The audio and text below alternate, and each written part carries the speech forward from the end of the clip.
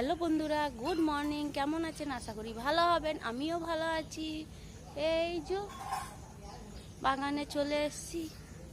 এই যে ফুলগুলো দেখুন, সাদা ফুল আমার ফুটেছে, দারুণ লাগছে। যা গরম, অনেক দিন পর এলাম, আর আসি না। যা গরম, পিছি গরম, আর তারপরে যা জঙ্গল হয়ে গেছে, একবারও আসাই যাচ্ছে না। এত এইতে হেঁটে এলাম, ভালোও লাগে না, যা গরম।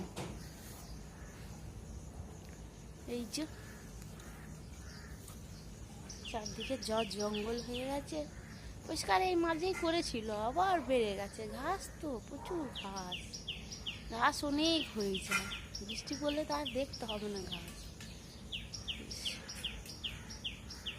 এই যে জঙ্গল চারদিকে, এই ফুলগুলো আর ফুটছে না, মানে ঠান্ডা গাছে ঠান্ডার সময় ফুল হয়, আর এইগুলো গরমের সময় হয়।